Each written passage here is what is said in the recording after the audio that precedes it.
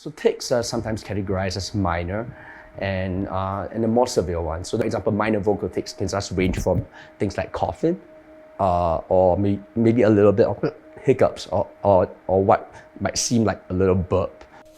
I remember this one incident where I actually got bullied, like I actually got physically bullied. This kid came up to me, asked me to stop doing what I was doing. Sort of like punched me and pushed me against the fence. One practical advice she actually gave me was that you got to be upfront with it, right? People don't know it. It's your responsibility to keep them aware, to keep them educated. I started to actually take charge of my Tourette's, or started to actually be in charge of owning who I am. And I started to actually tell my friends I have Tourette Syndrome.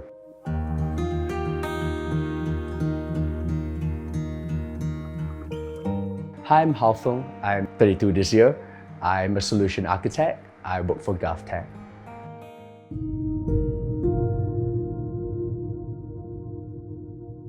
I have a neurological disorder. It's called Tourette Syndrome. It's actually characterized by involuntary motor or vocal tics. So tics are sometimes categorized as minor and the more severe ones. So for example, minor vocal tics can just range from things like coughing or maybe a little bit of hiccups or what might seem like a little burp, to the more severe ones that goes like where you uncontrollably swear or uncontrollably say things that you do not intend to say in public.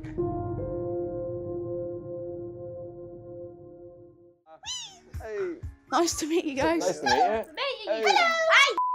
When I first got diagnosed with Tourette, I think one of the tics I had was was a bit of head twitching or neck twitching. It took my mom and my family quite some time to know that I'm actually diagnosed with Tourette. My mom was kind of anxious. My family was pretty anxious. I was uncertain about my own future.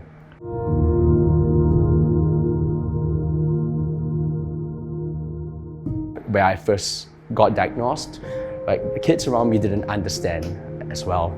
And I couldn't express myself well enough. So I remember this one incident where I actually got bullied, like I actually got physically bullied. This kid came up to me, asked me to stop doing what I was doing. Sort of like punched me and pushed me against the fence. This part of my past where during my schooling years, my Tourette's would sort of spike and go down again.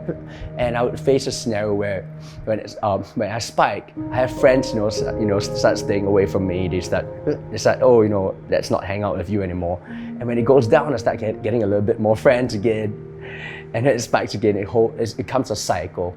And it sort of take a little mental toll on me. I really didn't have someone of my age group to actually talk to, being the introvert as I am, right? So I just kept a lot of things to myself.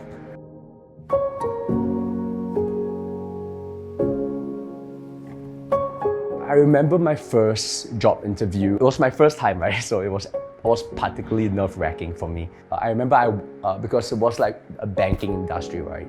So I remember I wore a blazer, but I didn't even dare to take off my blazer because if I took off my blazer, I can see how much sweat I was like having. Thank God for the senior HR lady. Her name is Pratima. Like, shout out to her.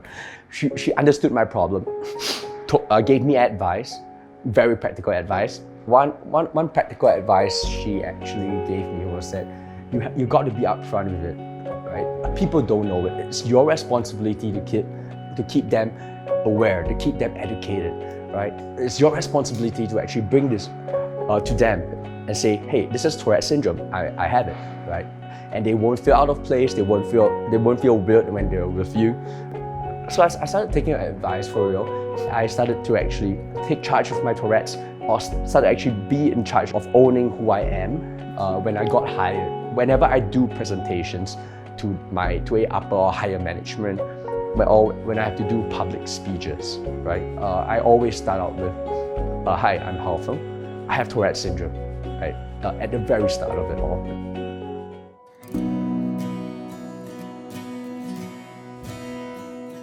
The one thing that actually got me going is Louie. Sometimes when I go home, I feel down. She just comes up to me quietly, not like her usual self. She just sits, she just curls right beside me. And so I started to actually sort of sense some of the anxiety or the issues that I actually have, or the feelings that I actually harbor in my heart.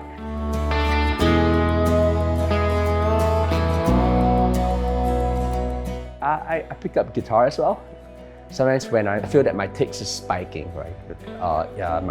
Playing the guitar actually did help a lot.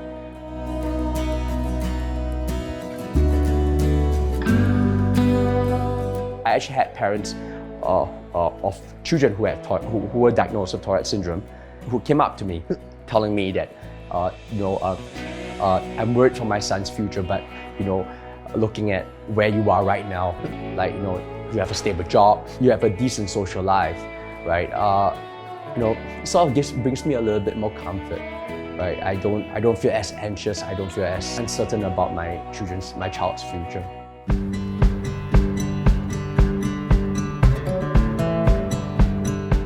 I know it sounds silly, but one day when I Google myself, right, it wouldn't be some random Chinese dude who comes up on the internet. It will be actually Haofeng. Not just how much or the stuff that he has done, but the people that he has influenced, the people that he has inspired. And the whole part of bringing Tourette's awareness, right, out into the world fits into that long-term goal of mine. I actually do yearn for one platform where there would be Tourette's patients or even parents of kids who have Tourette syndrome, right, to actually come together, talk about the social issues that they face or their children face. That's my long-term goal. And I'm actually kind of like happy with that.